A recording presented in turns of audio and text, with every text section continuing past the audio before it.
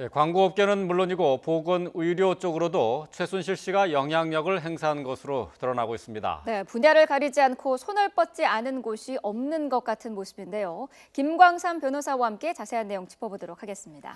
안녕하십니까? 네, 안녕하세요. 자, 먼저 광고업계 쪽 얘기를 좀 하도록 하겠습니다. 네, 플레이그라운드라는 이 광고 회사를 통해서 대통령 해외 순방과 그리고 대기업의 광고를 싹쓸이했는데 이게 지금까지는 차은택 씨 소유 회사로 알려져 있는데 실제 소유주가 최순실 씨다 이렇게 지금 내용이 나오고 있죠. 네, 이제 한겨레 신문에서 이제 보도하고 있는데요. 지금 플레이그라운드의 대표이사는 김홍탁 씨예요. 예.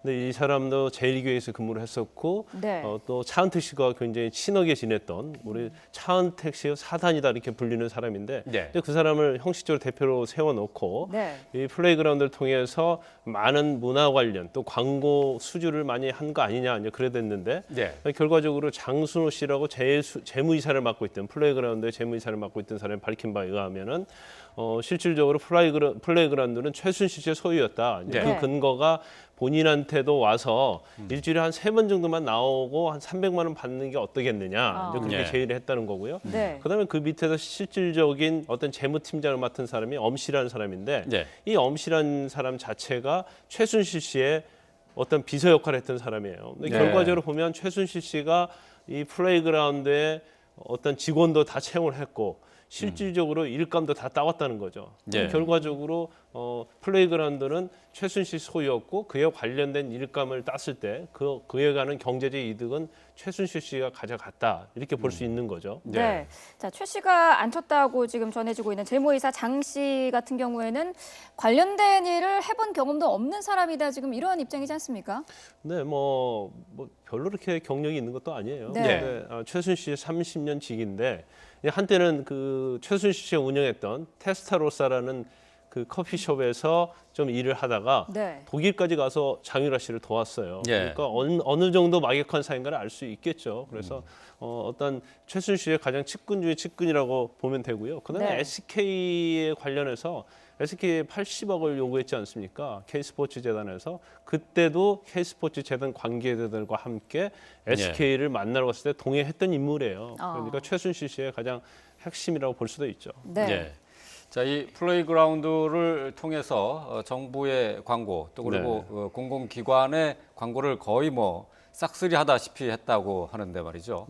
자, 이 지금 뭐 저희 YTN 보도로도 확인이 됐습니다만 해양수산부 산하 기관에서 광고를 수주를 했단 말이죠. 자, 이렇게 해서 그야말로 문어발식으로 다 이 싹쓸이를 해 왔는데 이 플레이그라운드 뭐 우리말로 하면은 뭐 놀이터 정도로 해석할 수 있겠는데 광고업계 자체가 그들의 놀이터가 된 것 아니겠습니까? 그렇죠. 그래서 이제 문학의 황태자라는 얘기 듣게 된 이유가 이런 플레이그라운드가 실제로 차은택 소유고 이걸 통해서 수많은 정부 사업이랄지 예. 또 대기업으로 또 광고를 수주했다는 거거든요. 그런데 네. 이 K스포츠 재단도 그렇고요. 미르재단을 딱 우리가 이 사건이 터지고 나서 딱 보면 미르재단 자체는 문화와 관련되지 않습니까? 예. 그래서 최순실 씨가 플레이그라운드라는 회사를 하나 차리고 K스포츠 재단은 체육과 관련돼요. 예. 그래서 체육과 관련된 WK라는 회사를 차린 거예요. WK. 예. 그래서 문화계 쪽은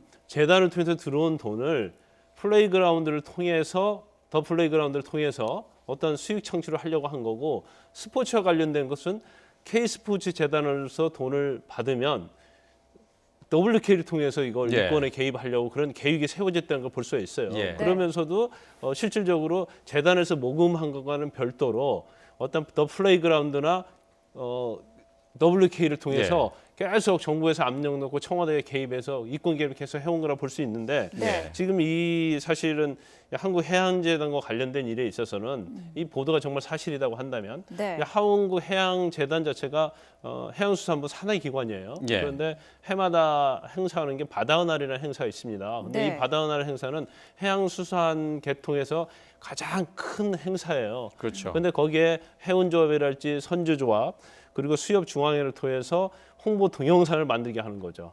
예. 근데 홍보 동영상 금액 자체가 크진 않아요. 1억 한 5,600만 원 정도 되는데 이제 이 1억 5,600만 원을 주는데 홍보 동영상이 원래 만들 계획이 없었다고 그래요. 예. 그런데 사실 지금 이 해양수산 관련 사업이 굉장히 업황이 좋지 않습니다.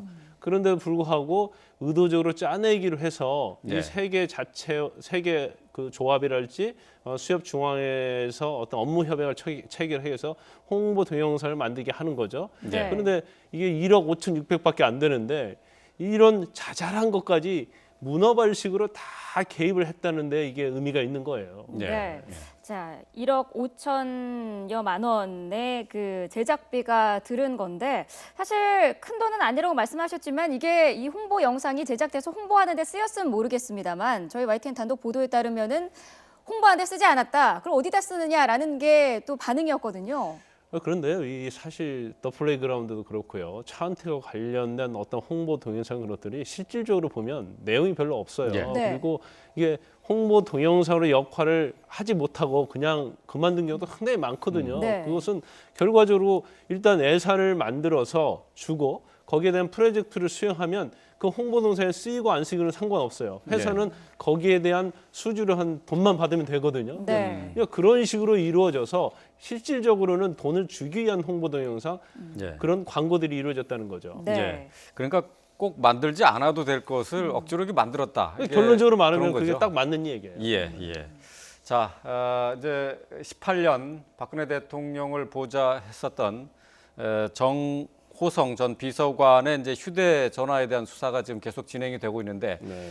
여기에서도 이제 박근혜 대통령의 그 음성이 들어가 있는 녹음 파일이 드러났다는 것 아니겠습니까? 예, 그 녹음 파일인데 그중에 이제 가장 중요한 부분이 박근혜 대통령이 어떤 자료를 주면서 이걸 최순실에게 전달해서 의견을 받아오라고 했다는 거예요. 네. 그래서 그걸 최순실에게 전달했고 그걸 본인이 직접 받았다는 거거든요. 그래서 그 안에 이제 녹음 파일이 상당히 많이 있고요. 또 통화 내역도 상당히 많이 있기 때문에 이 부분에서는 결과적으로 공무상 기밀 누설죄로 지금 정호선 전 비서관이 구속돼 있지 않습니까? 네. 그러면 이걸 지시한 사람은 박근혜 대통령이라고 볼 수밖에 없는 거죠. 네. 녹음 파일에 의하면. 그럼 결과적으로 박근혜 대통령이 공무상 기밀 누설이랄지 그런 관련 부분에서 밀접하게 관계가 있고 본인이 지시한 거기 때문에 결국 이 부분에 대해서는 뭐 수사를 받을 수밖에 없고 그런 네. 죄책을 피할 수 없다고 봅니다. 예.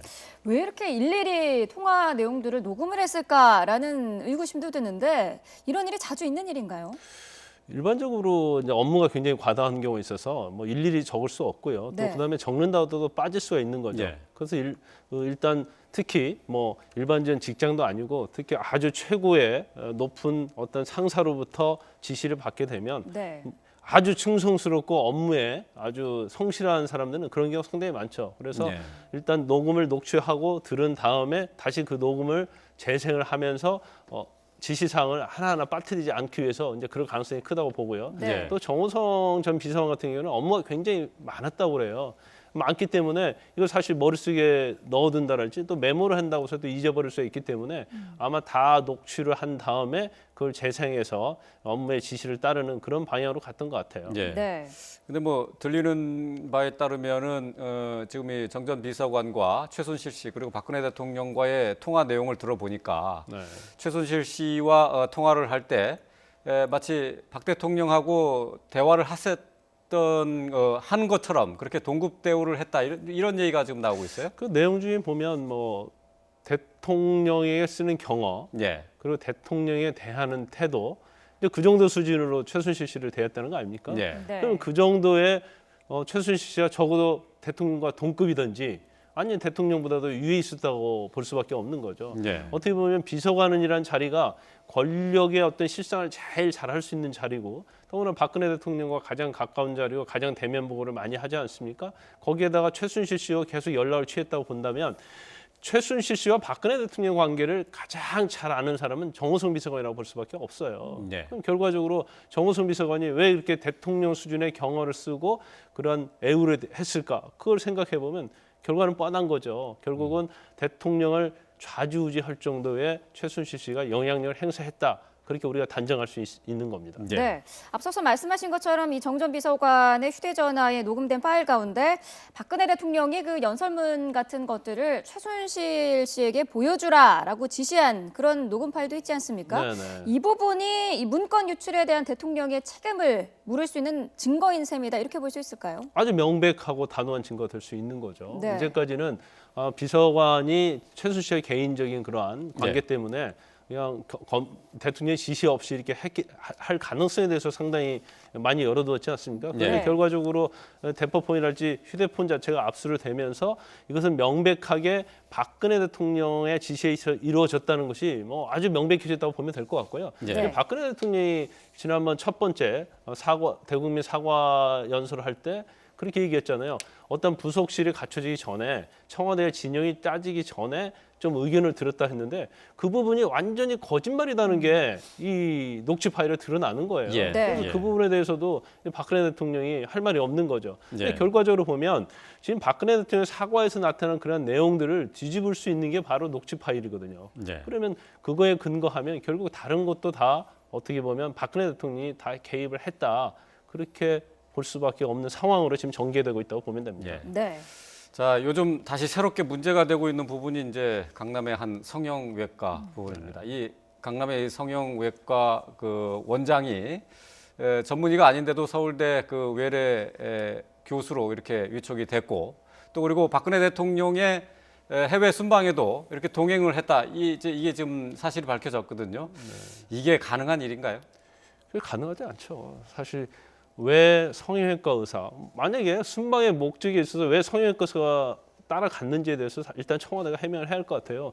되게 일반적으로 해외 순방은 뭐 물론 한국의 어떤 문화적인 걸 전파를 하고요.